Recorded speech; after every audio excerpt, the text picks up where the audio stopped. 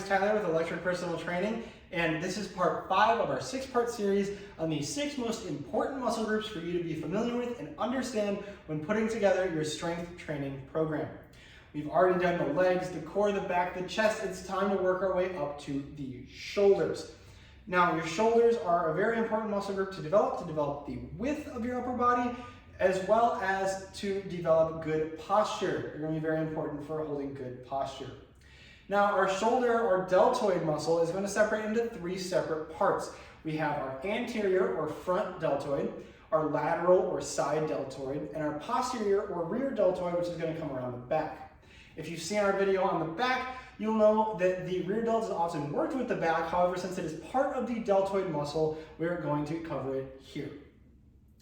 The anterior delt, or the red part of our diagram here, is going to handle our overhead pressing motions as well as our front raises. Those are our 2 main exercise patterns for our front delts. Now, the front delts are also going to have a significant portion of responsibility in pressing motions, especially those with more of an incline. Whenever you're working the clavicular head of your chest, you're often going to see some level of front delt activation. This doesn't mean you can neglect the front delts, and I highly recommend you work them at some point throughout your program. They may not be something you always isolate due to their involvement in other pressing motions, but I don't encourage you to ignore them. I encourage you to include them somewhere in your programming. Now, when it comes to front raises versus overhead presses, the overhead presses are often going to be superior to the front raises just due to the increased range of motion at the actual shoulder, as well as the amount of load we can place on them. Now, when we're pressing, it's important to consider the directional fibers of the shoulder with both the anterior and lateral deltoids. Now, it's very common to press with our hands in line with our ears. There's nothing wrong with this. This is a fantastic way to press. Now, we do want to avoid externally rotating and pressing behind the neck. This is always going to be a no-go. In line with the ears is okay, but we can make it even better, especially if you're struggling to feel your front delts. If we simply shift our weights 30 degrees out in front so that our elbows are visible to us, we can press in the scapular plane, better lined up with the front delt fibers to engage more of those fibers. Now, on an overhead press, just like a flat bench press or an incline bench press, we're combining 2 movements.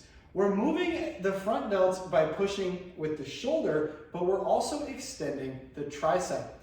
For this reason, it's going to be a compound movement in which muscles we're working. It's going to be working that tricep quite a bit, so we're going to want to make sure we get a full range of motion, because if we look at our shoulder, just the shoulder, we're going to get the most front delt activation from here to here in this more lengthened position, then in the shortened position up here, where it's more elbow extension. As you can see, my shoulder only moves about 45 degrees, but my tricep is moving about 90. So we're getting a lot more tricep motion here. You should still take the motion through its full range of motion, but make sure you come all the way down. Don't be stopping in line with your eyes here. Get a full range of motion on your shoulder presses. Now, shoulder presses are absolutely critical if you're doing them standing to keep a good posture, as leaning back will shift too much of the weight onto your lower back, which can cause issues, and you do not want lower back issues. Now, moving forward onto the lateral deltoid, the side deltoid, it's really only going to do one thing for us, and that is side raises. And the same principle of the scapular plane is going to apply here. We can do our flies straight out, but even better, we can add a slight forward angle to get more value out of our lateral raises. An important note with the lateral raise, regardless of the variation you end up doing, is to stop when parallel with the floor. Once we're here, our traps are going to engage, and we're going to be feeling more of our upper traps moving our shoulder blades than we are our actual lateral deltoids. Now, since the lateral deltoids aren't too complicated, we are going to be doing lateral raises quite a bit, and unfortunately, they're a very important muscle for that width of your shoulders. So they're not a negotiable exercise. They're one of those exercises that you kind of have to do in order to hit them, because they really only do one thing. They're similar to how all the bicep does is flex your elbow. All the lateral deltoid does is bring your shoulders in this sideways rotation here. Now we're going to focus on this green part of our diagram that is our rear deltoid. It's on the back. It's going to make your shoulder have that really 3D look from the side. Your lateral deltoid from the front is going to give you width, but your rear delt is going to give you width from the side because it's going to pop out of the back. Now your rear delt is also going to be responsible for a good amount of your posture. It's going to pull your shoulders back, but the best way to work it is by pulling the elbows back at a 45-degree angle. This is something I commonly see done wrong in the gym, where we're doing rear flies, but we're coming straight out, which is going to work more traps and rhomboids than it is the rear delts. To work the rear delts as much as we can, we're going to come back at this 45-degree angle, and this can be in a row or a fly pattern. Either one will work. The row is going to allow you to load it slightly more, and the fly is going to give you a little bit more of a lengthened position work. For this reason, I highly recommend mixing up your rear delt training, going between the flies and the rows, just to get an overall rear delt workout that hits every part of the rear delt. Rear delts are definitely one of the most commonly ignored muscles in my experience, and I highly recommend, if you are not already meaningfully hitting your rear delts, adding an exercise to hit your rear delts so you can really make your shoulder pop from all angles and not just from the front. All right, so we understand the deltoid, what it does, what its parts do, how to hit each part. Perfect. Let's go ahead and get into some tips. Now, my first tip is to make sure you are hitting all three parts of the shoulder at some point.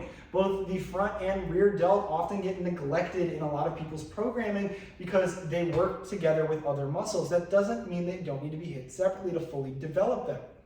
As far as looks go, your front delt is going to give that nice line between your chest and your shoulder, as well as your rear delt is going to give you a nice three-dimensional shoulder from a side angle. These are important and should not be left out of anyone's program because they're also going to help with your posture. The front delt also has a lot of power in something like a bench press, so working it on its own will make sure it's never a weak link and your bench press is never hindered by your shoulders. Now, I also highly encourage you to be smart when it comes to increasing weight, especially on your overhead presses. The shoulder is the most mobile joint that we're going to be using while we're working out, and for that reason, we need to be exceptionally careful. Motions like external rotation can very quickly become a problem for the shoulder if they become too heavy in the wrong positions. Now, we want to be smart, but we still want to progressively overload. So if you have any shoulder issues, make sure you address them before you increase the weight. If you have rotator cuff issues, strengthen your rotator cuff through a series of rotator cuff exercises, which we will have videos on. Rotator cuff is an extremely important part of your shoulders, and you need to make sure that it's properly strengthened when doing shoulder exercises so you don't end up with instability in a position that could compromise the shoulder joint. And that's about going to wrap it up for this one. Thank you so much for watching. If you like this content and want to see more fitness content from EPT, go ahead and subscribe here for more videos, as well as on Facebook and Instagram at EPT Evanston. And if you haven't already, check out our free fitness tracking app on the App Store for free, available now.